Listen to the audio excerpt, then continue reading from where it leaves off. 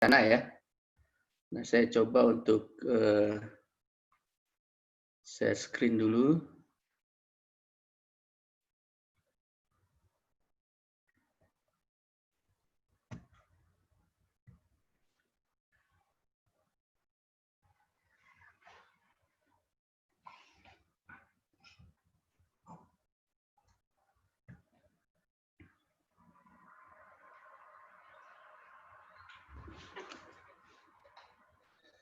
Nice. Slide-nya kelihatan ya? Coba cross check dulu. Kelihatan, Pak. Oke. Siap kelihatan, Mbak. Oke. Ya, jadi kita akan bicara tentang manajemen risiko bencana ya. Nah, kita lihat di sini definisi atau ruang lingkup dari manajemen risiko bencana ya.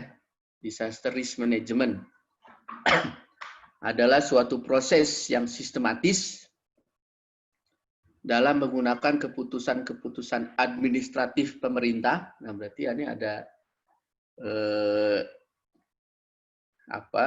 campur tangannya dari pemerintah.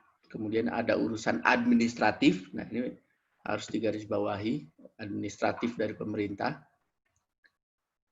Lembaga,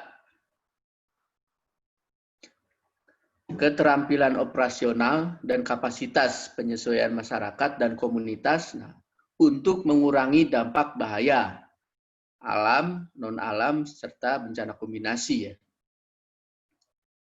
Nah, ini arti dan ruang lingkup manajemen risiko bencana ya. Jadi ada keputusan-keputusan dari pemerintah, kemudian pemerintah itu bekerjasama dengan lembaga, sekarang ada urusannya pentahelik disebutnya ya. Kemudian ada unsur keterampilan operasional di dalamnya, ada unsur kapasitas masyarakat dan komunitas. Nah, untuk tujuan mengurangi dampak bahaya alam, non-alam, serta bencana kombinasi. Atau dampak bencana lah ini sebenarnya, dampak bencana alam. Jadi bagaimana kita melakukan manajemen untuk mengurangi ya, dalam kata-kata singkat itu dampak bencana alam, non-alam, serta bencana kombinasi. Nah, di dalam manajemen bencana, nah itu dibilang ya untuk memaknai manajemen risiko bencana nanti dikenal yang namanya upaya preventif, upaya mitigasi, dan adaptasi bencana. Nah, selanjutnya dikenal juga istilah-istilah kerentanan atau vulnerability, ada kekuatan, capacity, ada preparedness dan resilient ya. Nanti preparedness dan resilient itu urusannya dengan kekuatan, capacity, untuk meningkatkan kekuatan, untuk menurunkan kerentanan. Nah, itu preparedness dan resilient. Nah, kemudian dalam manajemen suatu bencana itu juga harus dilakukan pasca terjadinya bencana. Nah, nanti ada yang dinamakan emergency response, sama ada post disaster response ya. Nah, post disaster response itu nanti terbagi menjadi dua, ada rehabilitasi dan rekonstruksi ya. Kalau emergency response itu recovery. Nah, kemudian upaya yang tidak kalah pentingnya yaitu melakukan monitoring, kemudian pemetaan bahaya dan risiko, kemudian early warning. Nah, kemudian juga sebenarnya ada urusan tata ruang berbasis bencana ya. Beberapa waktu yang lalu dikukuhkan bahwa tata ruang berbasis bencana setelah gempa di Palu itu menjadi bagian dari manajemen risiko bencana. Nah, kalau dibuatkan bagannya kira-kira seperti ini ya, yang disebut manajemen risiko bencana. Nah, ini updated bagan ya. Nah, yang sebelumnya itu urusan manajemen risiko bencana itu tidak memasukkan unsur monitoring, bahkan early warning itu tidak ada ya. Jadi urusannya itu pemetaan risiko, mitigasi, adaptasi, prevensi, tanggap darurat, recovery, rehabilitasi. Udah aja. Monitoringnya itu tidak dicantumkan di bagan. Early warning system juga sama. Padahal komponen-komponen yang penting ya, termasuk monitoring ya tentunya. Nah ini bagan yang diupdate ya, coba diupdate. Nah kemudian kenapa ini berputar ya? Jadi pemetaan risiko, mitigasi adaptasi, tanggap darurat, recovery, rehabilitasi. Baru lagi pemetaan risiko, muter gitu ya. Nah, karena bencana itu sifatnya berulang ya. Ada siklus bencana, ada kesetimbangan bencana. Nah, itu yang menyebabkan bencana ini akan berulang-ulang ya. Ada siklus, ujung tiada akhir ya. Nah, ini terkait bencana itu bisa seperti itu ya. Nanti akhir dari bencana apa? Kiamat. Nah, udah itu akhir dari bencana. Kiamat kubro, kalau subro ya belum. Nah, jadi ini bagan tentang manajemen risiko bencana yang harus kita pegang terkait menyikapi, memahami bencana ya. Nah, mudah-mudahan sampai di sini ada bayangannya ya. Oh, manajemen bencana dimulai dari apa? Dari monitoring. Kemudian habis itu kita petakan risikonya, tahu bahayanya. Kemudian habis itu tahu kelemahan kekuatan kita. Kemudian dari situ kita harus melakukan mitigasi, adaptasi, prevensi, atau bisa dibalik prevensi, adaptasi, mitigasi, atau adaptasi, mitigasi, prevensi bisa dibolak-balik tergantung kasus bencananya. Dan ada hal-hal yang tidak bisa diprevensi, ada hal-hal yang bisa diprevensi. Nah itu nanti ada bahasannya khusus minggu depan ya. Nah kalau bencananya terjadi harus ada tanggap darurat, kemudian kita recovery, rehabilitasi, kemudian nanti kita petakan lagi risikonya karena selalu dinamis ya.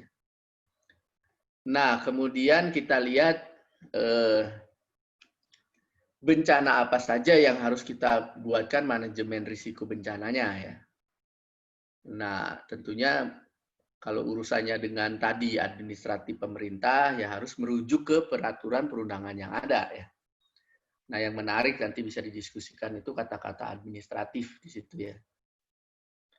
Nah, jadi jenis-jenis bencana menurut Undang-Undang Kebencanaan Nomor 24 Tahun 2007 yang sekarang lagi mau direvisi katanya. Nah, itu ada yang namanya gempa bumi, tsunami, gunung meletus, banjir, kekeringan, angin topan, tanah longsor, kegagalan teknologi, kegagalan modernisasi, kemudian epidemi, wabah penyakit, konflik sosial, dan teror. Nah, itu jenis bencana yang ada di Undang-Undang Nomor 24 Tahun 2007. Nah, kemudian ada jenis-jenis bencana yang belum ada. Ada yang belum ada. Ada jenis bencana yang belum ada di Undang-Undang Nomor 24 2007 ya. Contohnya bencana terkait land subsidence, banjir rob, sea level rise, badai laut, krisis air tanah, pencemaran, likuifaksi yang baru-baru ini terjadi di Palu, ada sinkhole, fissures ya. Nah ini belum ada di Undang-Undang Nomor 24 Tahun 2007. Nah kembali lagi ke highlight di administratif. Nah ketika belum ada di perundangannya, akhirnya tidak ada program di pemerintah. Tidak ada program manajemen risiko bencananya. Nah, ini dapat dipayangkan. Berarti kalau banjirop itu belum diurusi pemerintah karena tidak ada sandaran hukumnya. Padahal di lapangannya bencana. Dibiarin aja ya. Dalam tanda kutip sekarang ya dibiarin aja. Karena banyak pejabat-pejabat publik di pemerintah itu ya ketakutan karena urusannya itu harus ada dasar hukumnya. Kalau nggak ada, tidak bisa apa-apa. Nah, ini menariknya ya dalam urusan manajemen risiko bencana. Yang salah siapa? Ya, tentunya nanti bisa kita telusuri yang salah siapa. Ya mungkin yang membuat undang-undangnya kenapa tidak masuk jenis-jenis bencana yang lain ya. Atau tidak ada slot yang memasukkan misalnya bencana terkait lainnya sehingga bisa dikaitkan. Nah, kalau sekarang makanya direvisi, tapi hasil revisi juga kita lihat lagi. Kalau ternyata masih ada bencana yang belum masuk, ya itu kebangetan juga ya, yang bikin revisi undang-undangnya. Berarti bukan ahlinya ahli, bukan core of the core. Nah, itu berarti bukan temannya Pak Dul. Nah, ini terkait dengan jenis-jenis bencananya seperti itu. Nah, kemudian tentunya kita harus melakukan manajemen resiko bencana dimulai dari monitoring dan pemetaan bahaya serta early warning system. Early warning system itu alatnya kita pasang sekarang meskipun nanti bencananya misalnya 50 tahun lagi, 100 tahun lagi, tapi early warning system ya bukan berarti nanti nunggu setelah 50 tahun baru dipasang alatnya, tidak. Tapi itu bagian dari monitoring yang sifatnya continuous ya. Nah, jadi terkait monitoring dan pemetaan bahaya serta early warning system, nah nanti ada tuh yang berdasarkan Undang-Undang 24/2007 nanti untuk gempa bumi, siapa yang memonitor, siapa yang memetakan bahayanya. Nah, nanti ada kementerian, lembaga yang terkait monitoring pemetaan bahaya serta early warning system ya. Nah, di sini ada BMKG, ada Badan Geologi, ada BIG, KLHK, Densus 88 juga masuk. Kok masuk? Karena ada urusannya dengan teror. Nah, ini dikasih titik-titik. Ini nanti akan dijadikan tugas ya dari saya bagaimana nanti tabelnya ada bahwa gempa bumi siapa yang ngurusin monitoringnya. Sebagai contoh misalnya yang membangun jaringan seismik itu BMKG. Kemudian yang membuat tsunami early warning system, nah itu BMKG.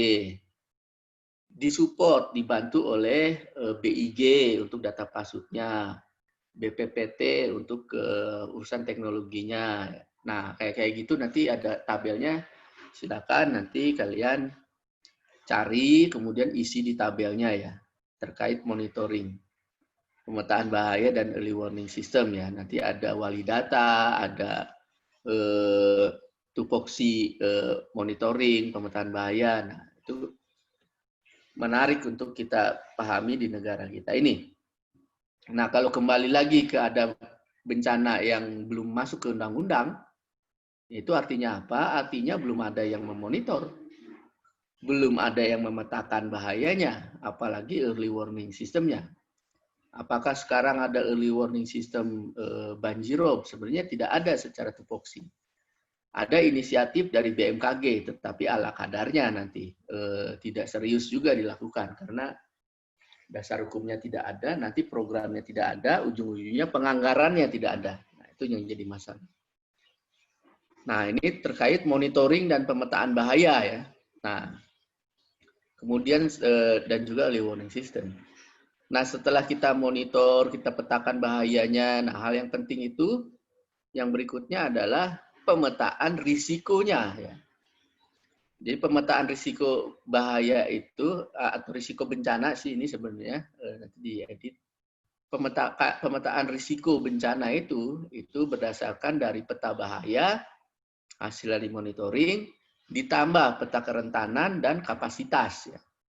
Nanti urusannya nanti dengan kapasitas itu atau dengan kerentanan ada urusannya di preparedness dan resilient ya. Ada edukasi kepada masyarakat. Nah, itu jadi pemetaan risikonya ada. Nanti sama pemetaan risiko bencana dari gempa bumi seperti apa gitu ya. Nanti ada yang namanya INARIS ya, Indonesia risiko kebencanaan. Itu bisa dilihat di BNPB. Jadi Kementerian dan Kelembagaan Pemetaan Risiko Bencana itu BNPB ya yang ngurusin peta risiko. Nah, nanti BNPB akan menagih peta bahayanya itu dari wali data. Sama pertanyaannya ketika bencananya tidak masuk di undang-undang, berarti tidak akan ada peta risiko bencananya. Tidak ada peta land subsidence, tidak ada peta banjirop. tidak ada peta sea level rise di Kementerian Kelembagaan, termasuk di BNPB, itu tidak akan ada. Nah, ini menarik ya. Jadi manajemen risiko bencana di negara kita ya kita bisa diskusikan, nanti masih banyak bolong-bolongnya lah kita bilang.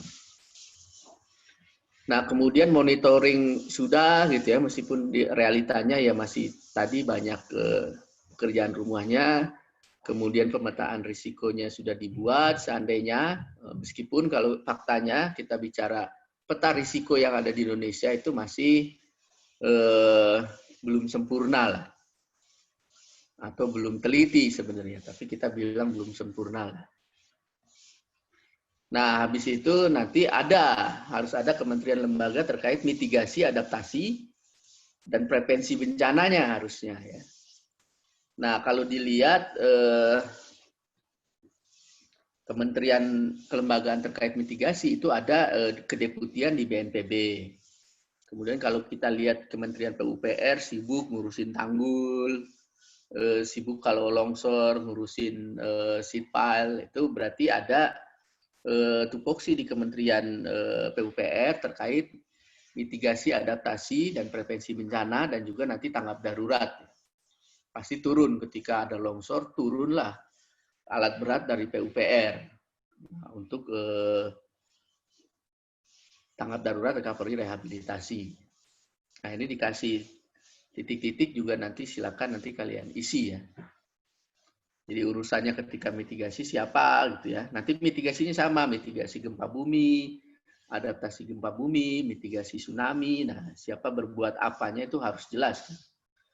Nah, ada juga yang boro-boro kita mitigasi, boro-boro kita adaptasi karena tidak ada perundangannya.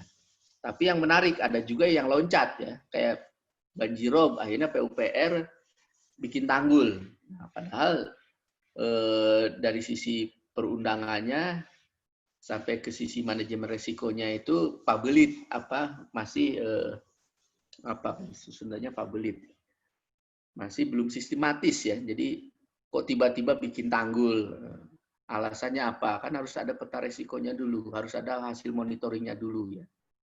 Mungkin alasannya ketanggap darurat ya. Tapi ketika rob itu bukan kategori bencana, aku bikin tanggul. Nah, urusannya nanti ya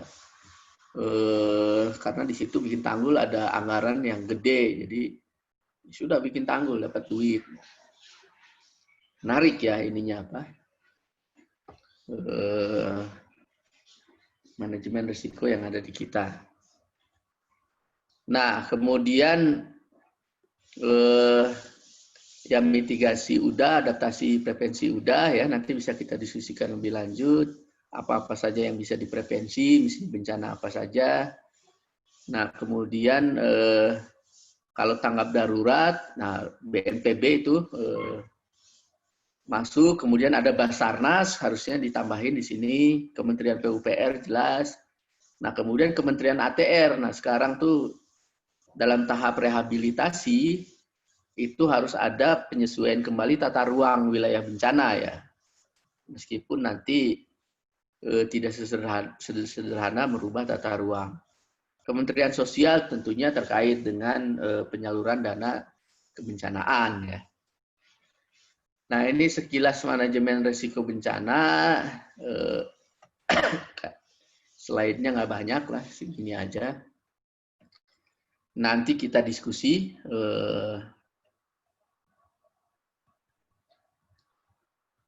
Saya stop share screen dulu. Nah, silakan kalau ada yang ingin ditanyakan bisa langsung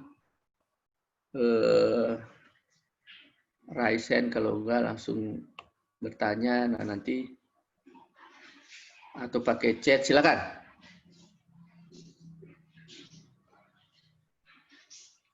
Banyak hal yang menarik yang harusnya bisa didiskusikan, bisa ditanyakan ya. Jadi presentasi untuk memancing diskusi saja.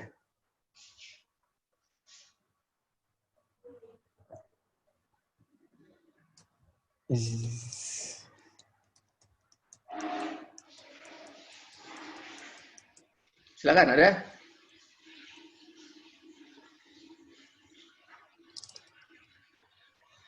izin bertanya, Pak. Silakan, Desi. Kan tadi kan Bapak kan membahas tentang tata ruang yang berbasis bencana. Nah, seumpama ya Pak, kan di lingkungan situ tuh udah termasuk di zona merah tsunami gitu. Tapi di situ tuh areanya tuh ada rumah-rumah, ada pemukiman. Nah, itu tuh gimana ya Pak? Apa harus dirobohin dulu apa gimana gitu buat mitigasinya ke depannya?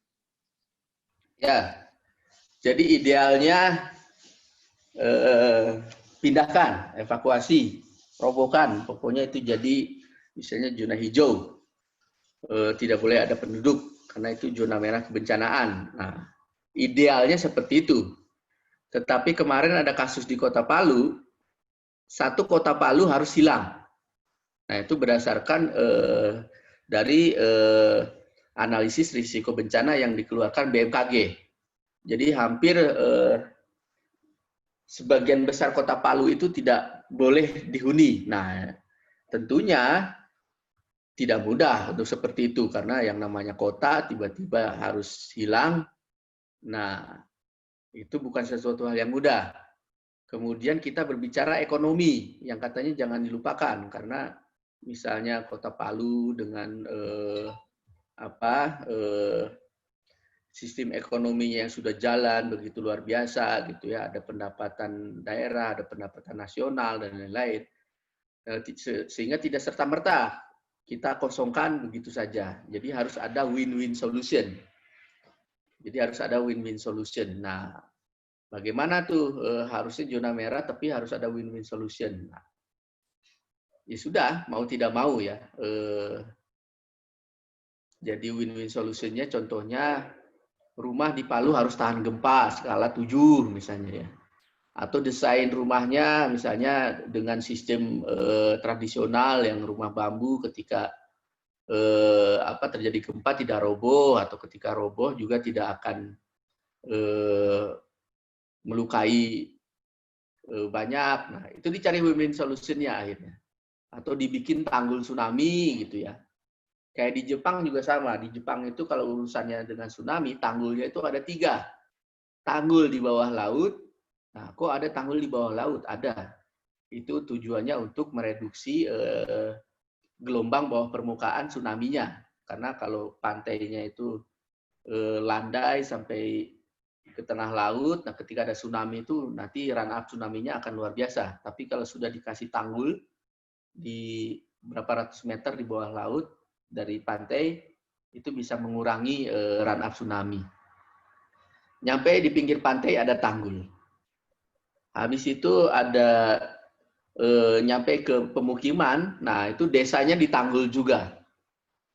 Nah, ada tanggul, kemudian dibuat jalur evakuasi, dibuat shelter evakuasi, nah itu di Jepang. Jadi ini artinya apa? Artinya win-win solution juga. Jadi tidak mungkin kita memindahkan satu kota gitu ya. Kalau memindahkan sebagian orang, misalnya kayak banjir bandang di bantaran sungai, habis itu dipindahkan, memungkinkan gitu ya. Tapi memindahkan kota tidak mungkin. Nah, jadi harus dicari itu win-win solution-nya. Kira-kira seperti itu ya, Desi, jawabannya. Jelas ya? Silakan kalau ada yang lain. Tadi kalau mengomentari undang-undang tuh ada bencana nggak masuk terus gimana? Nah itu menarik untuk didiskusikan. Silakan. Siapa tahu kan ada calon-calon ahli bencana kayak atau yang ingin kerja di BNPB. Nah, kalau saya ditawarin sekarang kerja di BNPB, saya tidak mau. Karena masuk sana itu nanti PR-nya banyak sekali dan ujung-ujungnya ya stresnya ya saya jadi stres. Di kolom chat ada yang bertanya, Pak Yayas. Oh, kolom chat. Oke. Oh ya, nih. Dari Irfan. Saya ingin bertanya, Pak. Sebelumnya saya sempat membaca sebuah jurnal yang berjudul Implikasi Gempa Bumi Megatrust dan Tsunami dari celah seismik di selatan Jawa, Indonesia. Wow, lagi heboh, viral katanya ini, Maya. Di sana dituliskan berdasarkan hasil riset yaitu skenario terburuk yang kemungkinan akan terjadi di mana dua segmen megatrust yang mencakup Jawa pecah secara bersamaan dan akan berdampak tsunami 20 meter. Itu penelitiannya Pak Ilik ya, di ITB and the Gang ya. Yang ingin saya tanyakan, apakah saat ini pemerintah sudah memikirkan hal itu dan telah mempersiapkan mitigasi bencana seperti apa yang tepat? Nah, jadi pemerintah sudah aware tentang potensinya ya. Jadi potensi 20 meter itu masih mending karena yang hasil BPPT 34 meter ininya apa publikasinya ya. Jadi kalau dari Pak Ilik 20 meter. Nah, sebenarnya data-data di kita juga di geodesi ada, karena kita punya kemampuan melihat dari sisi deformasi. Nah, kalau dari sisi deformasi, memang di selatan Jawa Barat, di Pelabuhan Ratu sampai ujung Kulon, nah itu dari GPS itu kelihatan areanya naik, ada uplift. Nah, kalau ada uplift, berarti ada energi dorongan yang sangat kuat, karena bisa membuat selatan Jawa Barat itu naik. Nah, itu kan luar biasa, ada tekanan. Itu yang terjadi. Jadi kemungkinannya 20 meter itu bisa jadi iya ya. Itu data gitu ya, data yang menunjukkan. Nah, kemudian kalau kapannya kita tidak pernah tahu. Sampai saat ini susah ya, karena kompleksitas dari propertis batuan untuk mengestimasi kapannya gempa tidak tahu. Tetapi kalau kira-kiranya sudah akhir siklus, itu bisa diketahui ya. Jadi memang sekarang dalam kurun waktu 20-30 tahun sekarang ini itu akhir siklusnya. Makanya ada yang berani bilang ya pokoknya kita tunggu sampai 2024 harusnya terjadi gitu ya. Nah, itu yang bilangnya itu paranormal. Tetapi udah match ya antara sains dengan metafisik. Nah, kemudian habis itu setelah pemerintah aware, wah ini data-datanya sudah masuk ke KSP, ke kepala staf pemerintahan di Jakarta ya. Sudah masuk data-datanya. Nah, habis itu pemerintah bingung mau bikin apa ya. Kementerian PU beberapa kali saya ketemu, kita harus bikin tanggul ya. Di mana tanggulnya? Oh ya, oh ini ada lokasi shelter, bener nggak di sini? Nah, diskusi. Kemudian saya ada tanah di sini, jadiin aja. Loh, tanah di sini kena tsunami nggak? Nggak tahu. Nah, jadi dari monitoringnya itu ada potensi 20 meter. Nah, peta bahayanya belum ada. Yang teliti yang tadi dibilang. Jadi peta risiko ya, bukan peta bahaya, peta risiko, peta kapasitas vulnerability digabungkan. Nah, itu belum ada peta risikonya. Di selatan Jawa Barat, di selatan Lampung, itu belum ada. Sehingga akhirnya pemerintah saat ini buta dalam tanda kutip dalam mempersiapkan mitigasi bencana yang tepat. Sudah beberapa kali saya di telepon, di kontak, kemudian habis itu Zoom meeting gitu ya. Saya udah bilang, saya bukan ahli gempa Pak. Enggak, tapi Pak Andreas bilang, dulu sebelum publikasi ini ada yang 20 meter, saya udah bilang duluan ya. Karena dari data GPS. Kata saya iseng aja Pak. Oh enggak, tolong dibantu ya. Sudah. Kemudian ditunjukkan data-datanya. Nah, saya rekomendasikan buat peta risikonya. Dari situ baru kita bisa memikirkan bagaimana adaptasi mitigasinya. Untuk gempa bumi, tsunami prevensi tidak mungkin bisa untuk dilakukan ya. Sebenarnya bisa dalam tanda kutip, tapi kita bilang tidak bisa. Sehingga nanti harus ada upaya adaptasi mitigasi. Nah, tetapi sampai dengan hari ini ya masih berputar-putar di urusan datanya nggak ada, duitnya nggak ada. Mau bikin peta bahaya, duitnya kesedot ke COVID. Nah, jadi menarik tuh di Indonesia. Nanti ketika bencananya terjadi, ya korbannya masih banyak kelihatannya. Nah, habis itu saya ngasih solusi. Ada solusi lagi, satu solusi yang bisa jadi solusi yang bagus, kata saya. Apa tuh solusinya? Nah, kita sama-sama berdoa. Minta kepada Tuhan supaya gempanya dicicil. Kalau gempanya dicicil, tsunami-nya nanti akan kecil juga atau bahkan nggak ada. Kalau gempanya 5 skalanya ya. Kalau sekarang kan skalanya 9 katanya. Jadiin aja skalanya 5 3 kali, nggak akan ada tsunami. Nah, itu bisa tuh kayak gitu. Apakah benar ya? Bisa ya. Tuhan bisa aja mengabulkan karena kita minta gempanya dicicil. Asal jangan minta gempanya jangan datang. Kalau ya Allah, ya Tuhan, jangan datangkan gempa ke Megatrust. Ya, Tuhan juga ini tidak akan nerima doa kita karena secara mekanisme harus terjadi rilis energi di situ. Nah, tinggal rilis energinya bisa dilakukan secara bertahap, itu mengurangi tsunami. Doa aja. Gitu. Nah, itu terkait mitigasi seperti itu. Jadi jangan sampai bikin takut ke orang ya. Udah doa. Kalau doa itu nanti ketika kita doanya bagus pas tsunami kita lagi ada di Jakarta misalnya yang orang Pelabuhan Ratu lagi main-main ke Jakarta tsunami ada. Atau ya run up tsunami itu kan kira-kira 5 km dari pantai lah. Kita lagi ada di 6 km dari pantai, lah bisa selamat. Jadi dipahami, nah kemudian dari situ kita bisa menyikapinya dengan benar lah. Nah itu kira-kira agak panjang jawabannya kira-kira seperti itu ya. Nah kemudian lagi ada dari Fahdiyah ya. Nah ini izin bertanya di dalam jenis-jenis bencana menurut Undang-Undang 24 2007 yang saya baca Pak, kenapa bencana kebakaran hutan belum tercantum dalam jenis-jenis bencananya, Pak. Nah, yaitu sama. Jadi dulu ketika merumuskan undang-undang ini, tim perumusnya ya mungkin dia tidak jago banget dalam memahami bencananya. Nah, itu. Jadi kompetensi, kita punya masalah kompetensi. Saya pernah bilang, jadi kita urusan bencana ini punya masalah kompetensi.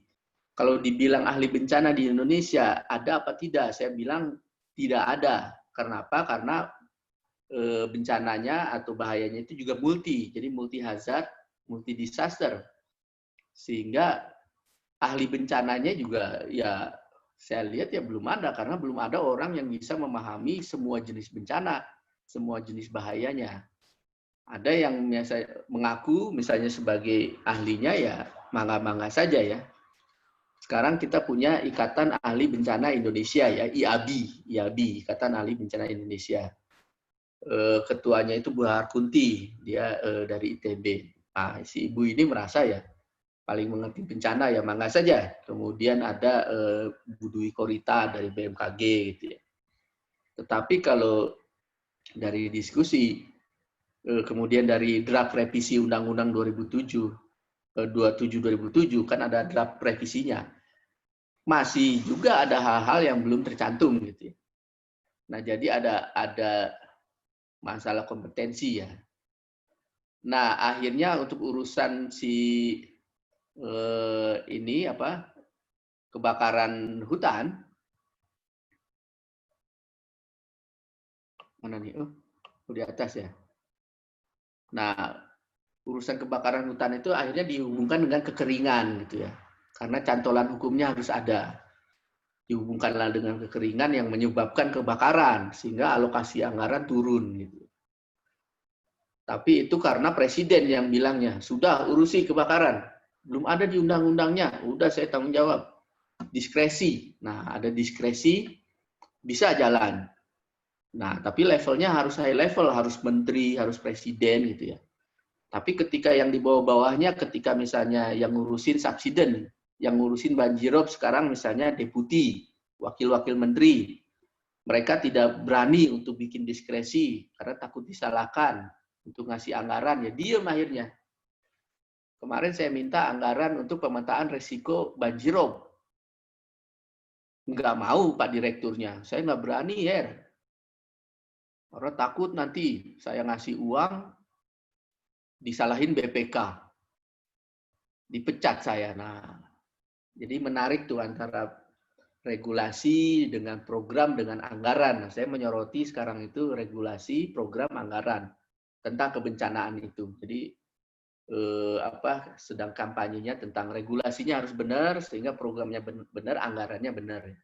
Jangan sampai ada kasus-kasus yang hanya karena tidak ada program, tidak ada anggaran, kemudian habis itu terbengkalai. Contohnya banjirop yang di Pantura, masyarakat sekarang ninggiin rumah tiap 5 tahun sekali ditinggiin. Kalau yang nggak mampu ninggiin atapnya, hanya mampu ninggiin lantainya, akhirnya antara atap dengan lantai itu jadi pendek. Masuk rumah itu harus bungkuk sekarang. Bangun tidur, lupa pas berdiri kejeduk sama atap. Nah itu sering di Pantura sekarang. Dan tidak ada solusinya. Karena tidak ada regulasi program dan anggaran ya. Itu jawabannya, kemudian ditambah lagi nih sama Muhammad Karis ya. Izin bertanya. Dari Undang-Undang Nomor 27 2007 ada bencana yang tidak masuk dalam undang-undang tersebut. Apa ada kajian lebih lanjut untuk bencana tersebut? Ya. Lalu apabila ada, bagaimana kelanjutan dari kajian tersebut? Nah, jika tidak ada, apa yang membuat bencana tersebut tidak masuk dalam undang-undang tersebut? Nah, ketika di suatu bencana itu tidak ada undang-undangnya, nah apakah kajian lebih lanjut untuk bencana tersebut ada? Nah, ada. Salah satunya saya ngurusin masalah bencana pesisir ya, akibat dari subsiden, sea level rise, kemudian ada banjirop dan badai laut. Itu nggak ada di undang-undang.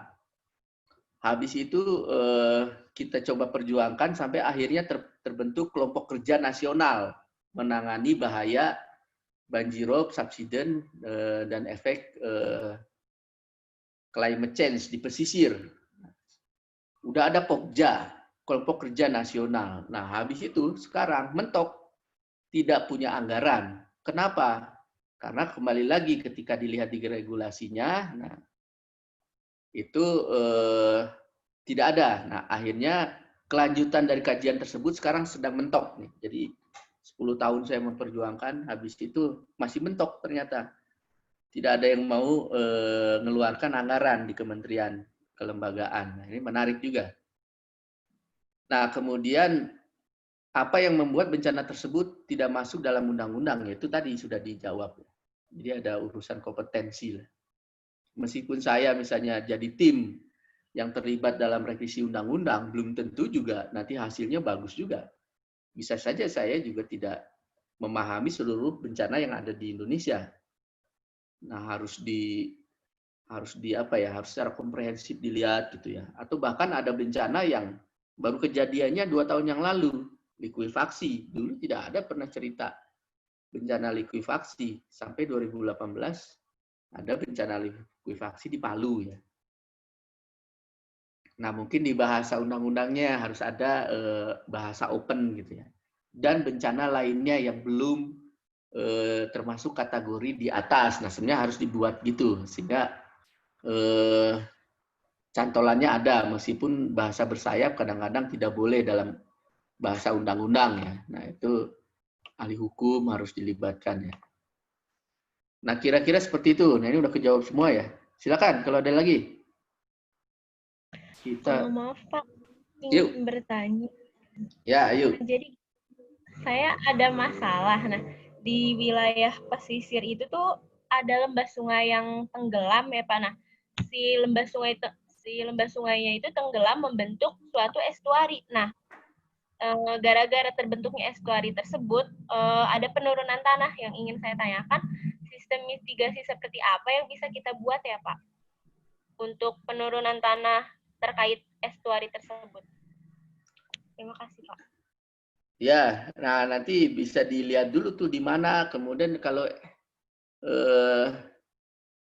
ya si estuarinya itu keganggu akibat penurunan atau gimana? Iya Pak, nah estuari itu tuh karena adanya estuari, jadi tanahnya tuh turun Pak, ya terjadi penurunan seperti itu Pak. Iya, jadi ya, sebenarnya kalau estuari kan alamiahnya estuari, jadi mau turun juga nggak apa-apa di situ. Kecuali kalau misalnya tidak alamiah. Coba Ayu, di daerah mana itu ininya? Enggak sih Pak, tapi misalnya si estuaris kan itu di wilayah pesisirnya Pak. Nah di samping-samping dekat lembah sungai tersebut tuh ada perumahan warganya Pak. Nah itu seperti apa? Ya, jadi kalau nanti kita bicara estuari itu sebenarnya itu bicara hal yang alamiah ya, karena filter dari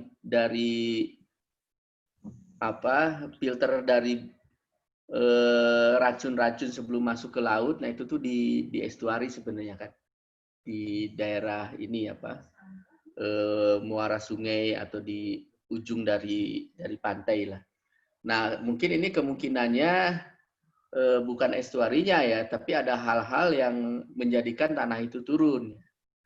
Nah kita lihat sebenarnya kalau tanah itu turun secara alamiah itu tidak akan besar ya. Jadi kalau secara kompaksi alamiah, secara alamiah dari estuari, itu mungkin turunnya itu hanya 1 cm, 2 cm per tahun. Jadi tidak akan ada terdampak terhadap penduduk. Nah ini kemungkinan besar misalnya itu di daerahnya daerah gambut, sawit, ada alih fungsi hutan, gambut menjadi sawit produksi, ada pengeringan air tanah dan terjadi penurunan tanah dan akhirnya penduduk terganggu, rob terganggu. Memang harus diteliti dulu ya, harus dilihat dulu. Nah, tapi pada prinsipnya penurunan tanah itu bisa dicegah. Kalau di luar negeri itu makanya urusan penurunan tanah, nah itu urusannya preventif, bukan mitigasi, bukan adaptasi. Karena tanah akibat eksploitasi air tanah turun tanahnya itu bisa dicegah dengan kita memberhentikan eksploitasi. Kemudian dengan rehabilitasi lahan gambut, nah gambut tidak akan turun lagi. Nah, jadi bisa di ini dulu, harus dilihat dulu secara detail ya. Jadi bahasa kamu misalnya dengan estuari, kemudian ada yang terganggu penduduknya apa, nanti harus kita analisis lebih detail dulu. Oh, ternyata ini akibat ini, gitu ya. Karena belum jelas ya, apakah di situ ada perusahaan ini hutan produksi atau sawit? Ada, Ayu?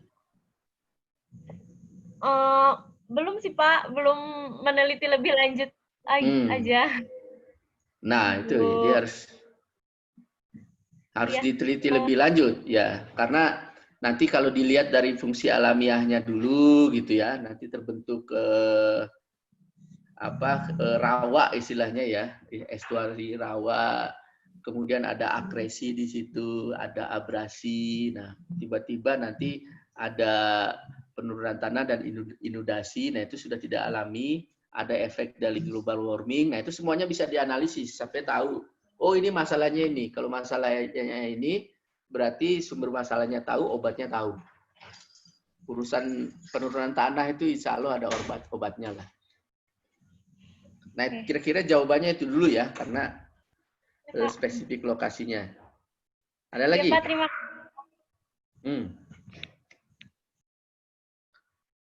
Ya, silakan. Ada lagi, kita punya waktu ya sampai 16.32 sampai jam 17 lah, sampai jam 5. Oh, ada lagi di chat ya, coba. Ada lagi dari Nadia nih ya. Izin bertanya, Pak, bagaimana pendapat Bapak terkait manajemen bencana pada wabah corona di Indonesia ya? Mengingat sebentar lagi sudah memasuki bulan Oktober. Ada apa di bulan Oktober? Namun kasus per hari malah semakin bertambah. Nah, mengingat sebentar lagi sudah memasuki bulan Oktober ya. Oktober ada apa? Pesta apa gimana? Nah, jadi kalau corona itu pandemi ya, jadi bukan wabah. Kalau wabah skalanya kecil, epidemi skalanya lebih regional, bahkan mungkin nasional itu dibilang epidemi. Kalau pandemi itu sudah multinasional, jadi seluruh dunia disebutnya pandemi. Kalau nasional epidemi, kalau lokal saja misalnya terjadi di Lampung, terjadi di Bandung, nah itu wabah ya bisa dibilang. Nah kemudian terkait manajemen bencana dari pandemi corona, bagaimana di Indonesia. Nah, sebenarnya kembali lagi ke masalah jawaban yang pertama ya, urusannya win-win solution.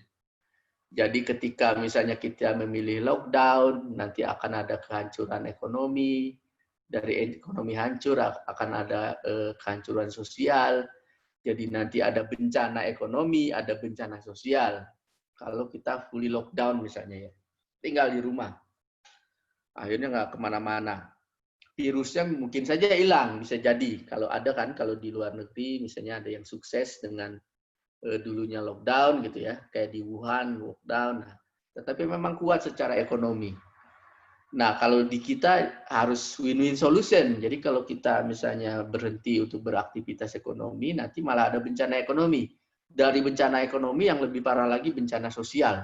Nanti dari bencana sosial ada lagi yang lebih parah lagi, bencana mental. Dan ujung-ujungnya nanti sudah bencana Ipolexosbud Hankamnas. Nah, jadi ada bencana Ipolexosbud Hankamnas. Nah, sehingga akhirnya pemerintah ya harus cari win-win solution-nya ya. Jadi ada lokal lockdown lah, ada istilahnya PSBB, ada istilahnya new normal. Nah, itu untuk mencari titik tengahnya, bagaimana supaya ekonomi tidak terganggu, tapi masyarakat bisa jalan, tetapi misalnya dengan PSBB atau new normal itu ada aturan-aturan ketatnya, misalnya kayak saya kalau keluar ya pakai masker, bawa hand sanitizer, ya sudahlah itu untuk jaga-jaganya seperti itu, mau tidak mau. Nah, tetapi kalau namanya new normal, tetap tidak akan turun serta-merta secara drastis, mungkin naik juga pelan, ini turun gitu ya. Nah, memang butuh waktu, kalau pilihannya itu. Nah, kemudian ditambah lagi, ada politik masuk di situ, ada unsur-unsur politik. Wah, ini momennya untuk menurunkan Jokowi. Kita harus gagalkan ini manajemen corona gitu ya. Atau dulu teriak-teriak lockdown, kita sekalian hancurkan ekonomi supaya nanti turun Jokowi. Politik masuk di situ, sangat-sangat kejam ya. Politik itu masuk mengganggu terhadap proses manajemen bencana. Nah, kemudian ada lagi yang bermain ekonomis, ini apa bisnis, bukan ekonomis. Orang-orang bisnis sekarang itu yang bisnis rapid test, bisnis swab itu kaya raya. Orang-orangnya siapa yang bermainnya saya juga tahu karena itu orang-orang di pusat itu ya ada teman-teman saya juga yang bermain di situ. Dia jadi kayak mendadak gara-gara penyedia alat rapid test. Teman dekat saya. Bagi dia ya bisnis is bisnis katanya. Kalau bisa lebih ditambah lagi rapid test. Nah, nanti kan lebih ketahuan lagi. Sehari udah 4.000, 5.000. Nah, pemerintah dipaksa untuk ngasih anggaran. Terus gitu. Karena urusan bisnis. Nah, jadi kompleks di situ, menariknya kompleks. Ada kompleksitas. Nah, kemudian kalau saya lihat sebenarnya imunitas orang Indonesia relatif lebih bagus ya. Jadi ketika nilainya 4.000, nilainya 5.000, sebenarnya banyakkan yang OTG-nya ya. Banyakkan yang OTG. Sehingga nanti yang sembuhnya juga banyak gitu ya. Memang kematiannya sekarang agak lebih meningkat lagi nih, ada lagi kayak gelombang kedua gitu. Dipolitisasi lagi itu kematian yang meningkat. Gitu. Jakarta PSBB lagi. Nah, jadi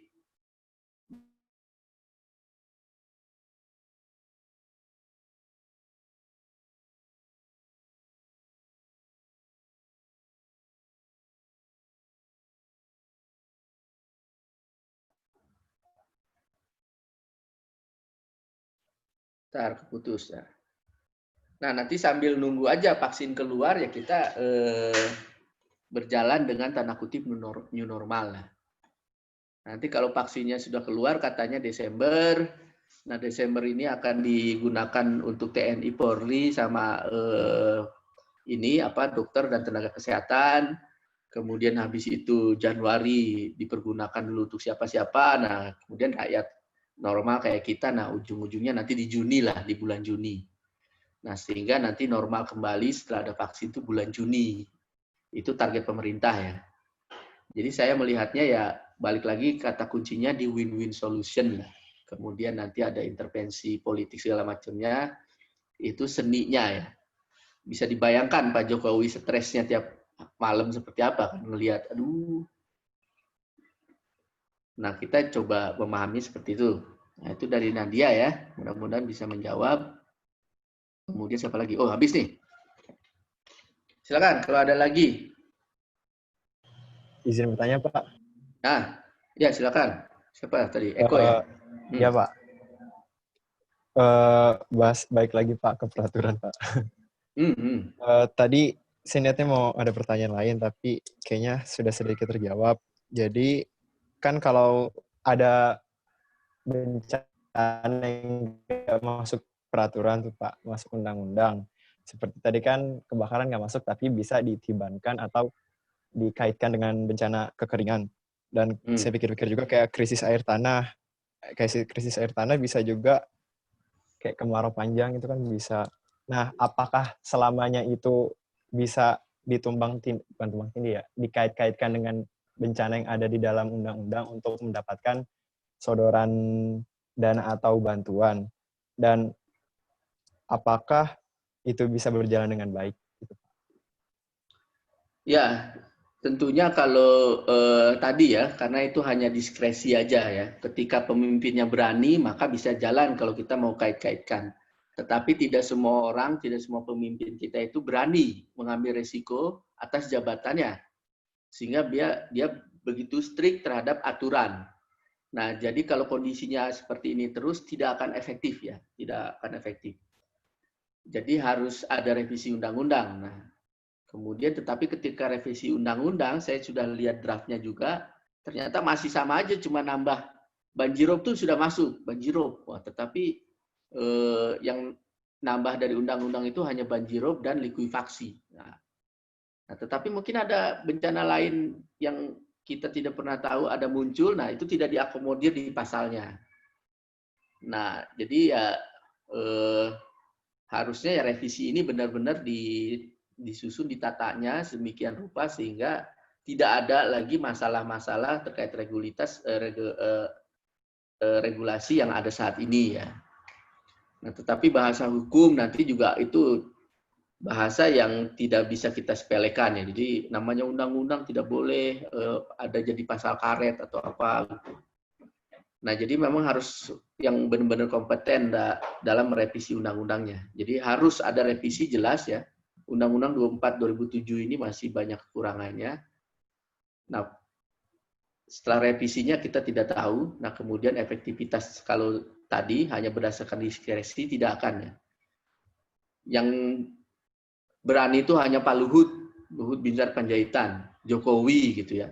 Tapi levelnya udah di menteri. Tapi kalau asisten menteri, direktur, deputi, itu tidak pada berani.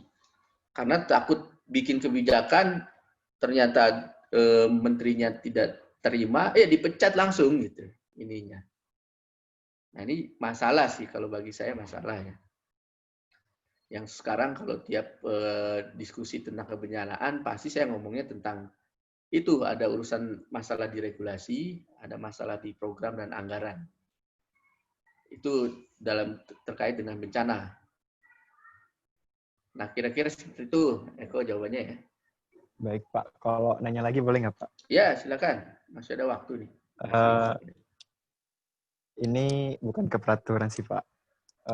Pengalaman baru aja terjadi kemarin, Pak, di rumah. Angin puting beliung atau angin topan kalau ada di bencananya situ. Nah, tapi di situ kondisinya emang lagi pandemi, apalagi banyak susah. Dan kayak meminta saling ganti rugi gitu, Pak. Nah, dan daerahnya itu emang kan nggak terdeteksi dengan baik kalau bahwa di hari itu bakal ada angin topan. Jadi kan masyarakatnya nggak bisa ngelakuin persiapan atau mitigasinya. Nah, apa yang bisa kita lakukan, Pak, ini misalkan saya sebagai orang geomatika atau sebagai mahasiswa di saat seperti itu, ketika ada konfliknya salah satunya itu angin topan terus sama-sama rusak, dan misalkan atapnya itu nyangsang di rumah tetangganya minta ganti rugi ke atap yang terbang itu. Nah, itu manajemen penyelesaiannya seperti apa, Pak? Dan apakah kita bisa minta ganti rugi atau minta bantuan gitu? Sampai saat ini sih belum ada sih, Pak, ke pihak-pihak yang bertanggung jawab atau yang berkompeten di bidangnya. Gitu, Pak. Ya, sebenarnya kalau itu sudah pasti ada di undang-undangnya, di mana kalau urusan puting beliung atau angin topan itu sudah ada di bencananya, di ini list bencananya. Nah, itu laporkan ke BPBD kalau ada BPBD ya. Nah, tidak semua daerah memang ada BPBD-nya, tetapi harusnya hampir di semua provinsi ada ya BPBD provinsi. Kalau BPBD kabupaten kota itu belum semua ada ya. Bandung, sekalipun kota Bandung nih tidak ada BPBD-nya. Padahal kota cukup besar ya. Nah, jadi laporin ke BPBD. Nah, BPBD-nya atau baik itu provinsi atau kabupaten kota, dan mereka harus bertanggung jawab. Kemarin contohnya saya menemukan longsor di daerah Bandung Utara. Setelah longsor kejadian, saya telepon orang BPBD. Pak, itu ada longsor. Nah, habis itu BPBD turun ke sana, kemudian mereka bikin upaya mitigasi adaptasinya gitu ya, bikin sheet pile segala macam, kemudian ya mengupayakan untuk biaya perbaikannya. Nah, nanti BPBD-nya ada alokasi anggarannya itu ngasih gitu. Jadi kalau untuk bencana yang sudah ada, misalnya tadi ya memang ada angin ribut, kemudian ada genteng yang tadi nimpa tetangganya, laporin ke BPD langsung, suruh bertanggung jawab BPBD-nya. Kalau sesama orangnya ya ini seikhlasnya aja, kalau mau bantu silakan gitu ya. Karena selama ini nanti ditanganinya pemerintah, yang bertanggung jawab pemerintah. Kita belum punya di undang-undang itu pasal-pasal yang menyebutkan bahwa nanti kalau yang bikinnya itu yang merusak itu adalah tetangga, maka si tetangga itu bertanggung jawab. Nah, itu dalam level detail itu belum ada, kecuali yang gede-gede ya, kayak misalnya kegagalan teknologi tadi dibilang, kemudian kegagalan modernisasi itu masuk nanti ada. Kalau kegagalan teknologi akibat dari sektor industri swasta bisa dimintain tanggung jawab. Tapi yang kecil-kecil kalau atapnya terbang itu belum diatur sebagai kegagalan teknologi kan. Belum diatur sebagai kegagalan modernisasi, karena ya rumah kita nggak ada teknologinya ya terbang ya gimana lah. Tapi ke BPBD aja itu ininya solusinya ya. Siapa tadi? Eko ya. Nah, kemudian ada lagi nih di chat dari Andi.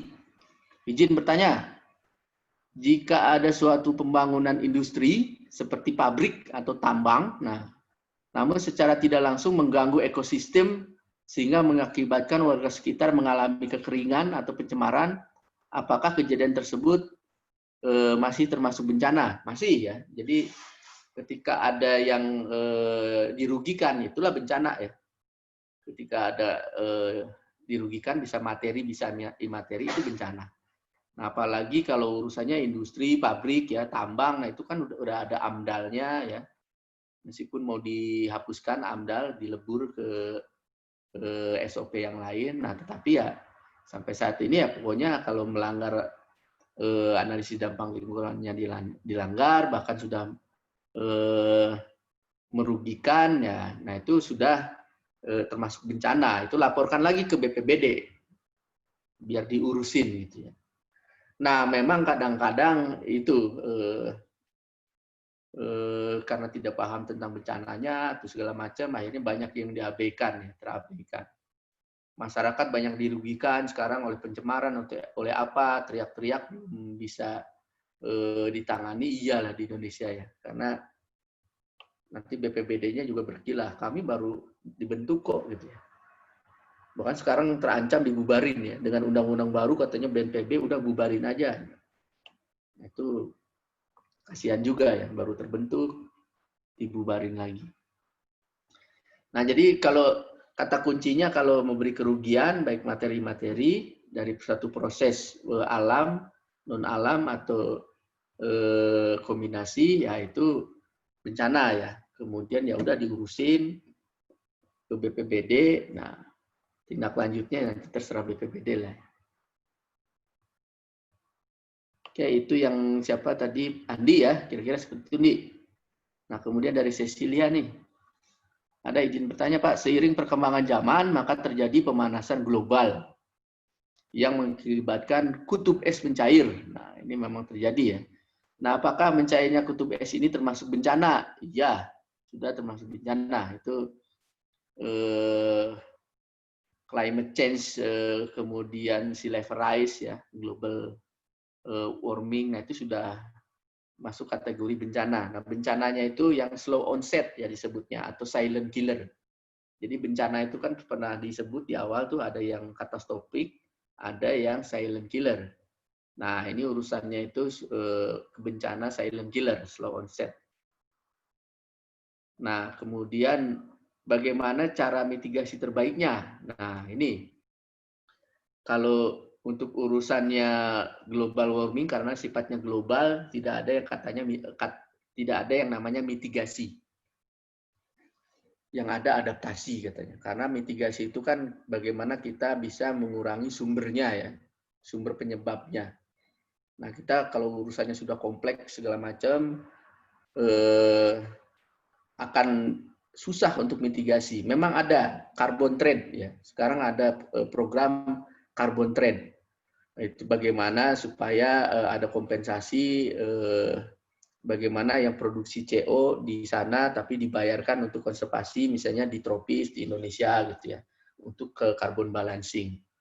Tetapi efektivitasnya kemungkinan susah gitu ya. Nah, akhirnya adaptasi yang terkait pemanasan global ini ya.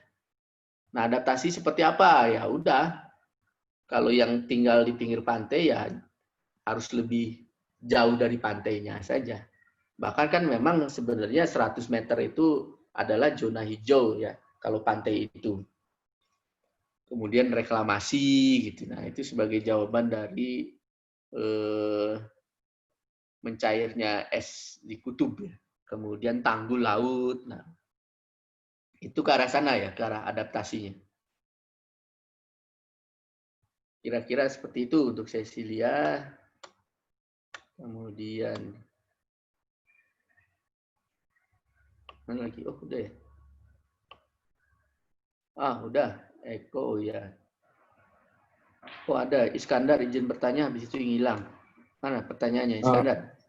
Izin bertanya, Pak. Ya, Pak. Ya, silakan. Nah, setelah mendengar pernyataan dari Bapak tadi untuk sistem mitigasi dan penanggulangan bencana di Indonesia itu kan dirasa kurang maksimal ya, Pak. Untuk apa? Gara-gara kurang maksimalnya itu selain dari tersedianya biaya dan tenaga ahli itu apakah ada faktor lain, Pak? Terima kasih, Pak. Ya. Jadi kita tadi dirunut saja ya, dirunut dulu dari biar gampang kita mencernanya bahwa masalahnya di mana, tidak maksimalnya di mana atau belum ya. Kita bahasakan belum maksimal. Nah, itu kita bisa ngerunut dari poin-poin manajemen bencana. Jadi kita lihat dulu. Ini kan manajemen bencana sudah ada tuh yang siklusnya ya. Yang bersiklus. Nah, jadi pertama dari monitoring, pemetaan bahaya, pemetaan risiko, sampai mitigasi adaptasi dilihat dari situ. Nah, dari manajemen bencana. Nah, kemudian masukkan unsur regulasinya.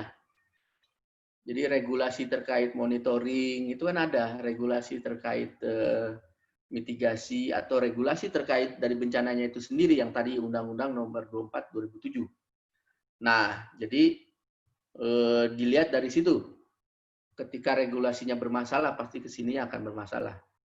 Karena kalau programnya tidak bisa dibentuk karena tidak ada regulasinya, pasti dipastikan tidak ada anggaran ya.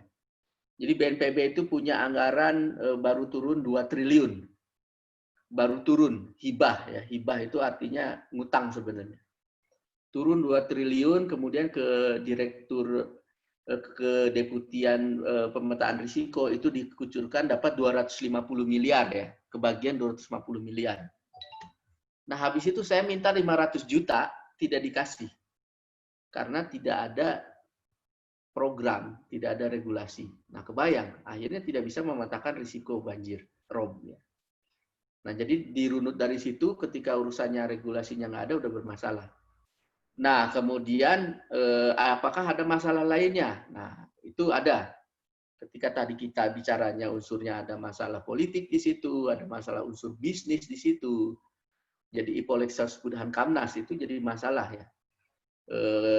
Kemudian masalah kompetensi itu jadi masalah. Nah, kalau di BNPB sendiri juga dulu saya kenal beberapa orang yang dalam tanda kutip jahat ya. Jadi orang-orang yang korupsi di situ, orang-orang yang minta dana di awal untuk ke program. Nah, itu banyak tuh. Jadi berbicara masalah apa ya Ipolexers Budahan Kamnas lah, karena itu masuk masalah ideologi politik, Ipolexers sosial budaya, pertahanan keamanan. Nah, itu udah komplit di urusan apapun ya, khususnya manajemen bencana. Nah, tinggal dirunut ke situ baru, tidak maksimalnya di sini, di sana, di sini, di sana, dan kita bisa bikin persentasenya. Saya akhirnya menyimpulkan bahwa urusan manajemen di kita itu ya masih 20%-an lah kita ininya berusahanya. 80% lagi pekerjaan rumah. Itu kesimpulan saya setelah lihat-lihat, wah ini, dan jadi miris sendiri aja, aduh gitu. Karena uang ada di situ kelihatan sampai triliunan, tapi ngeluarin 500 juta tidak bisa, itu kan berarti ada something wrong yang luar biasa. Nah, kira-kira di runut itu aja Iskandar ya. Nanti ketahuan lah. Nanti ikut stres juga kamu itu. Ya Pak, Pak. Terima kasih Pak atas jawabannya Pak. Ya, ada lagi. Ini 1656. Nah, masih ada untuk beberapa pertanyaan, silakan. Izin bertanya, Pak. Yuk, silakan, Desi. Kan tadi kan Bapak tuh ngomong tentang BPBD. Nah, kan setiap daerah kan ada BPBD-nya kan. Misalnya daerah Lampung sama Banten, ancamannya kan sama tuh Pak. Misalnya kayak tsunami yang kemarin itu. Nah, masing-masing BPBD antar daerah itu tuh mereka tuh bekerja sama apa bekerja sendiri-sendiri gitu ngurusin masing-masing gitu. Padahal kan ancamannya sama gitu. Terima kasih. Ya, jadi kan kalau di kementerian itu ada Menteri Koordinator Maritim dan Investasi ya. Kementerian Koordinator bidang ekonomi. Nah, jadi memang harus ada kerjasama. BPBD juga sama. Jadi koordinasi itu fungsi koordinasi kayak tadi ada yang namanya Pokja, kelompok kerja daerah atau kelompok kerja nasional. Nah, itu di dalamnya itu ada fungsi koordinasi. Jadi harus bekerja sama, ada mekanisme kerjasamanya. Nah, tetapi nanti efektivitas dari kerjasamanya ya itu lain cerita. Tetapi kalau ketentuannya ada. Nah, kemudian nanti kembali lagi ke program itu per daerah bisa beda. Kenapa? Karena disesuaikan dengan PAD-nya. Disesuaikan dengan anggaran per daerahnya gitu ya. Nah, contohnya Kota Pekalongan itu hanya dikasih oleh pusat dan plus dari pajak segala macam itu per tahunnya itu hanya 1 triliun untuk ngurusin satu Kota Pekalongan. Nah, itu akhirnya kesana kemari dananya ditarik, ketarik-tarik. Gitu. DKI itu per tahunnya bisa sampai 70 triliun. Nah, ininya alokasi anggarannya. Nah, sehingga kan dananya banyak. Gitu. Nah, Banten misalnya lebih besar dibandingkan Lampung. Nah, akhirnya ya bisa jadi program kerjanya beda. Tetapi kalau koordinasi tetap nanti harus ada ya. Kan suka diundang juga ke Bogor. Rakornas, Rapat Koordinasi Nasional. Rakernas, Rapat Kerja Nasional. Rakertek, Rapat Kerja Teknis. Ada tuh untuk koordinasi. Itu Desi ya. Nah, ada lagi nggak? Oh, ada nih. Nesya, izin bertanya Pak, di daerah saya terdapat pertambangan dari zaman penjajahan. Hebat ya. Dan beberapa waktu lalu terjadi beberapa kali amblesan di tempat yang berbeda. Wah, ini menarik nih amblesannya. Untuk mengurangi risiko amblesan tersebut apa ya Pak? Nah, ini mana Nesya nih? Nah, ini tambangnya tambang apa nih? Coba. Izin menjawab Pak, tambang batu bara Pak. Tambang batu bara ini ya, tambang bawah permukaan ya? Iya Pak. Ya, jadi kalau tambang bawah permukaan ya, itu di atasnya kayak di Bogor juga kita melakukan pengukuran untuk tambang bawah permukaan emas ya. Terus di atasnya itu ambles. Nah, bagaimana supaya mengurangi risiko amblesan tersebut? Ya sebenarnya harus dihentikan tambangnya. Nah, tapi kan nanti menghentikan tambang itu tidak semudah membalikkan telapak tangan. Nah, contoh di Garut juga saya menemukan sama rumah miring-miring ya, akibat eksploitasi emas juga di situ. Emas, padahal emasnya itu tidak pakai bawah permukaan, tetapi dia di samping-samping dari sikapan gitu ya. Tetapi untuk pencucian emasnya dia pakai air tanah yang berlebihan.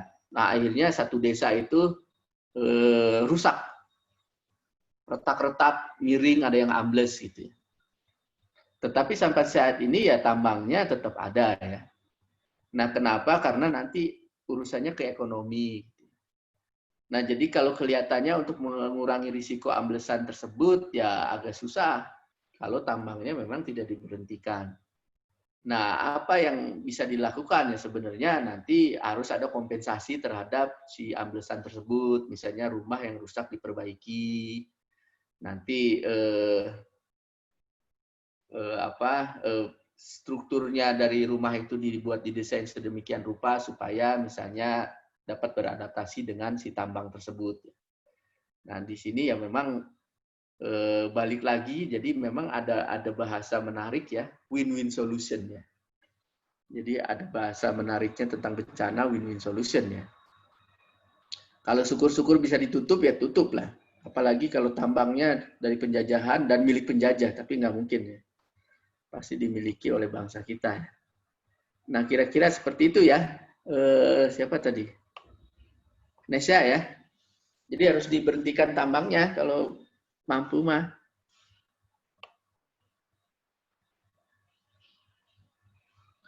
Nah, ada lagi dari Melita Sari.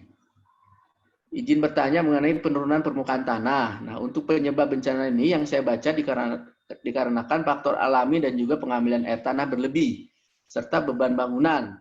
Nah, yang paling berpengaruh dalam penurunan permukaan tanah, faktor yang mana? Nah, ya. Dan apakah bisa diatasi? Nah, itu saya sudah coba teliti. Terkait penurunan tanah itu ada 7 faktor penyebab. Atau bisa dibikin 9, tapi 7 lah. Jadi faktor penyebab penurunan tanah itu ada 7. Nah, ke-7-7-nya kita harus pahami ya. Nah, faktor penurunan tanah itu yang pertama dari ke-7 itu kompaksi alamiah. Jadi untuk lapisan sedimen muda itu tanahnya pasti akan turun, namanya kompaksi alamiah. Kemudian kalau dikasih beban urugan terutama atau beban bangunan, tanah itu bisa turun.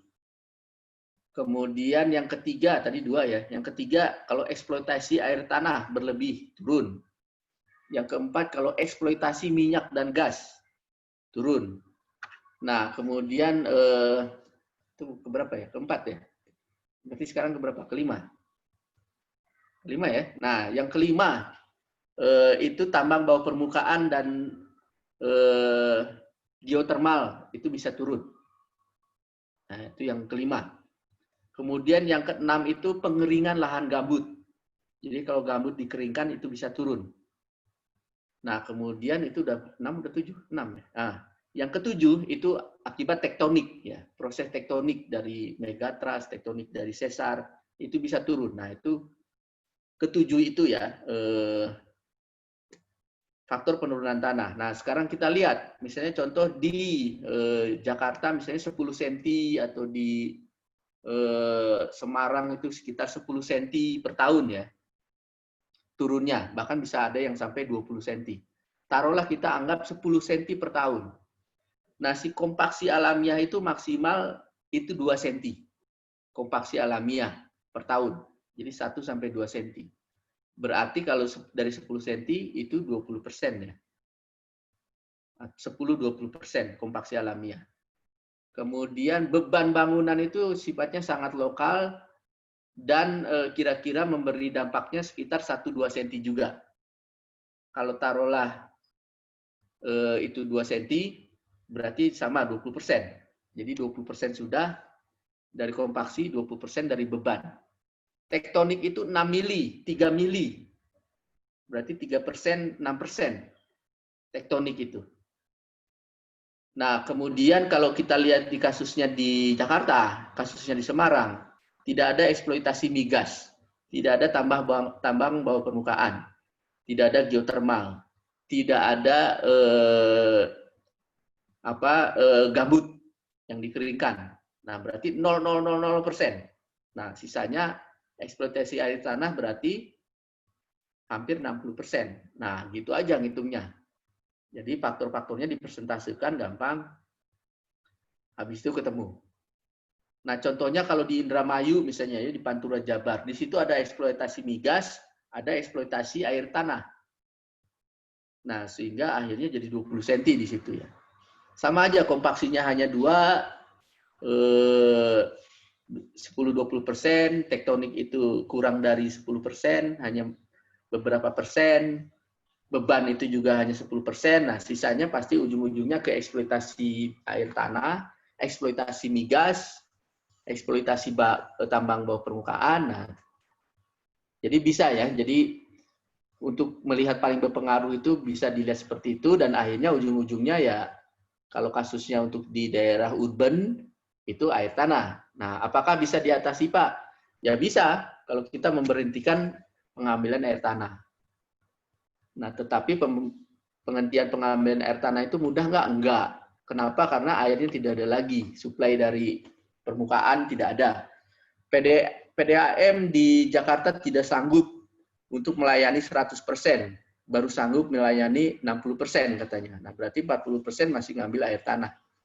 Kalau di stop berarti 40% akan teriak. Di Pekalongan PDAM hanya mampu mensuplai 20%. 80% ngambil air tanah. Nah, kebayang ketika satu kota Pekalongan dan Kabupaten Pekalongan tidak boleh ada lagi yang ngambil air tanah. Udah 80% orang teriak. Dari mana ngambilnya? Nuntut pemerintah. Mana airnya? Kami tidak ngambil air tanah, tapi sediakan air. Karena menurut Undang-Undang Dasar Pasal 33, kewajiban bumi dan langit dan ini dikuasai negara dan dimanfaatkan untuk kemampuan rakyat. Pemerintah tidak bisa apa-apa. Tutup mata akhirnya. Silakan ngambil, ya sudah. Kita tutup mata. Nah, sampai saat ini itu ya pemerintah banyak tutup matanya karena ketidakmampuan. Loh kok nggak bisa manajemen air permukaan? Nah, bisa kita tahu sungainya tercemar, pada banyak bakteri, E. coli, dan segala macam. Kemudian banyak sampah. Nah, udah, ini pekerjaan rumah yang luar biasa. Nah, jadi masih banyak stresnya lah ngurusin bencana di Indonesia. Nah, kira-kira seperti itu untuk siapa? Tadi dari Melita ya. Nah, seperti itu dari Melita. Kemudian ada lagi yang mau ditanyakan, silakan. Oh, ini ada di chat lagi. Nah, dari Titis ya. Nah, ini izin bertanya, dalam menanggulangi bencana, pemerintah yang akan bertanggung jawab atas kerugian kan Pak. Kemudian apakah pemerintah sudah memiliki undang-undang yang membahas anggaran penilaian bencana dan rekonstruksi terkait kerusakan dan kerugian setelah terjadi bencana? Nah, itu di Undang-Undang 24 2007 dan juga turunannya dari Kepres, Perpres itu sudah ada itu. Sudah ada nanti biaya recovery, biaya rehabilitasi, nah, sehingga anggaran itu kan muncul semua. Berarti sudah ada regulasinya. Tetapi tidak semua bencana tadi ya ada anggarannya. Jadi sudah memiliki undang-undang ya di pasal-pasalnya yang di Undang-Undang Kebencanaan itu ada membahas anggaran, kategori bencana nasional, kategori non nasional, yang bertanggung jawab itu pemerintah pusat atau daerah, sudah ada. Nah, tetapi tidak semua bencana lah seperti itu. Jadi ada.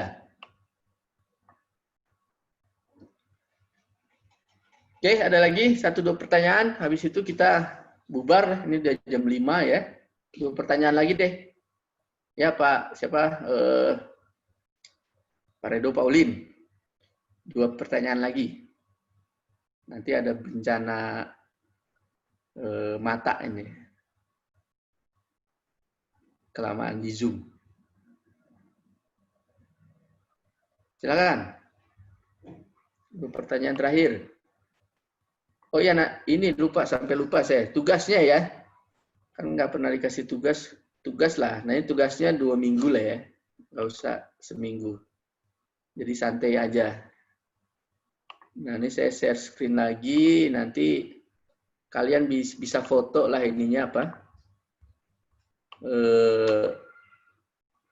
Si tugasnya. Oh. Nah ini bisa kelihatan ya. Coba cross check, kelihatan nggak? Kelihatan, Pak. Kelihatan. Ya, jadi ini untuk untuk tugas, untuk nanti juga untuk informasi buat kalian ya. Bisa diselesaikan yang 2 minggu lah, nggak usah seminggu. Nah ini kan tadi sudah tahu berdasarkan Undang-Undang Nomor 24 2007 ada jenis bencananya, nih ada 13 ya, gempa bumi, tsunami, gunung meletus. Nah nanti urusannya dengan manajemen bencana kan ada terkait monitoring pemetaan bahaya, pemetaan risiko sampai ke masalah paling ujung recovery rehabilitasi. Nah kita ingin tahu nih kelembagaan-kelembagaannya lah. Misalnya gempa bumi nanti yang memonitor siapa, memetakan bahayanya siapa. Tadi kan sudah disinggung BMKG ya. Ada BMKG-nya ada di situ, kemudian ada BIG-nya juga ada di situ. Nah, dituliskan tuh. Nanti yang memetakan risikonya siapa? Misalnya BNPB, harusnya semua ini pemetaan risiko semuanya BNPB. Karena itu ditugasi secara perundang-undangan. Nah, nanti ketika gempa bumi untuk urusan mitigasi, adaptasi siapa gitu ya. Kementerian PU yang jelas ya.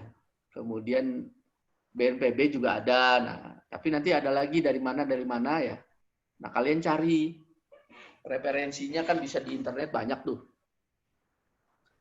Nanti gempa bumi yang early warning siapa? BMKG itu sekarang sudah lagi mengembangkan ya. Dibantu oleh BPPT. Nah, tuliskan tuh di early warning. Nanti ada early warning tsunami, ada BPPT, ada BMKG, ada BIG di situ masuk. Nah, urusan gunung meletus misalnya, urusan gunung meletus itu Badan Geologi PPMBG, Pusat Vulkanologi dan Mitigasi Bencana Geologi misalnya, untuk monitoring dan pemetaan bahayanya. Pemetaan resikonya BNPB. Terus semuanya dicari kelembagaannya sampai kita tahu lah, oh si ini wali datanya ini gitu ya. Nah, nanti kalau ada bencana yang tidak masuk di sini, berarti nggak ada yang ngurusin lah, artinya itu. Siapa yang monitor subsiden? Nggak ada yang ngurusin. Memetakan subsiden, resiko subsiden nggak ada, ya karena nggak ada di undang-undangnya. Nah, yang ada di undang-undangnya juga belum tentu belum tentu bagus ya. Jadi pemetaan risiko itu oleh BNPB, tetapi rapotnya kalau bagi saya merah semua ya. Jadi peta risiko dari BNPB itu ya aneh petanya ya sampai saat ini ya. Kalau frankly speaking ya atau honestly speaking, kalau kita jujur ya petanya ya belum bagus ya. Kemudian teror itu kan ada monitoring itu dari BIN, Densus 88. Nah, itu monitoring pemetaan bahaya dari teror sama Kemenhan di situ. Teman saya ada di BIN, ada di Kemenhan, nah, mereka yang tiap hari itu monitoring WA group itu, kemudian monitoring orang-orang yang berpotensi jadi teroris, ada tuh di situ ya. Menarik juga tuh. Nah, silakan kalian list ya. kemudian ya disiapkan 2 minggu untuk ini apa dikumpulkan. Oke, jelas ya tugasnya? Ada yang tanya nggak?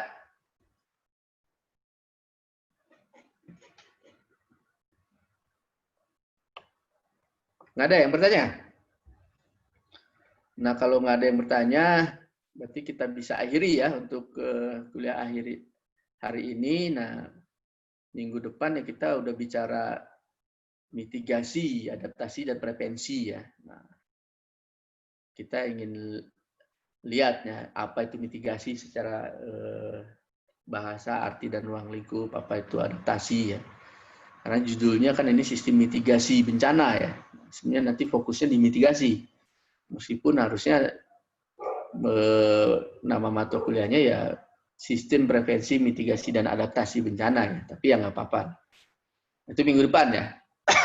Kemudian minggu depannya lagi kita melihat-lihat kontribusi bidang geodesi, geomatika terhadap manajemen bencana. Nah itu menarik ya. Jadi kita bisa masuk di mana saja. Dan ternyata kita bisa masuk di mana saja. Kalau ada yang nanya, kita bisa masuk di mana? Kita bisa masuk di mana? Itu jawabannya ya. Loh, saya nanya, kita bisa masuk di mana? Jawabannya kita bisa masuk di mana? Mana? Di mana-mana. Oke. Kita lanjutkan minggu depan. Ini saya kembalikan ke Pak Redo atau saya tutup? Saya tutup aja kali ya? Enggak Pak, silakan Pak. Oke, jadi kita tutup ya kuliah hari ini. Selamat sore, Assalamualaikum warahmatullahi wabarakatuh. Salam sejahtera, salam sehat, salam damai. Waalaikumsalam warahmatullahi wabarakatuh. Waalaikumsalam. Salam sehat, Pak. Yuk, Waalaikumsalam, saya Pak. live ya. Oke. Terima kasih Pak Yayas. Oke, Mas Ulin, saya live. Pak. Yuk. Oke, untuk tugas 2 berarti ya. Minggu depan yang webinar, minggu depannya lagi yang ini. Jadi cuma dibuat tabel aja. Dibuat tabel sesuai yang ditampilkan tadi saja. Oke, cari sumber sebanyak-banyaknya. Ya boleh. Yang tugas yang tabel ini tadi deadline-nya 1 minggu atau 2 minggu, Pak? Jadinya, Pak? 2 minggu. Oh, 2 minggu ya, Pak. Siapa? Yang webinar kan Jumat ini ya? Webinar. Iya, Pak. Betul Pak, betul. Jumat webinar. Webinar Jumat, terus minggu depannya ngumpul webinar, minggu depannya lagi tugas yang ini. Nah, nanti akan saya taruh tempat pengumpulannya di Google Classroom ya. Udah pada masuk belum? Sudah, Pak. Siap, sudah, Pak. Udah Pak. Ya. Oke, nanti akan saya buatkan tempatnya ya dan deadline-nya. Nah, untuk tugas yang itu dua-duanya nanti kumpulkan dalam bentuk Word ya. Dalam bentuk jangan PDF ngirimnya di bentuk Word. Oke, thank you sudah kuliah hari ini. Nanti kalau ingin mendengarkan lagi nanti akan di-upload ya videonya. Oke, saya tutup juga. Wassalamualaikum warahmatullahi wabarakatuh. Selamat sore. Waalaikumsalam. Sore, Pak. Sore, Pak. Istirahat. Iya, Pak.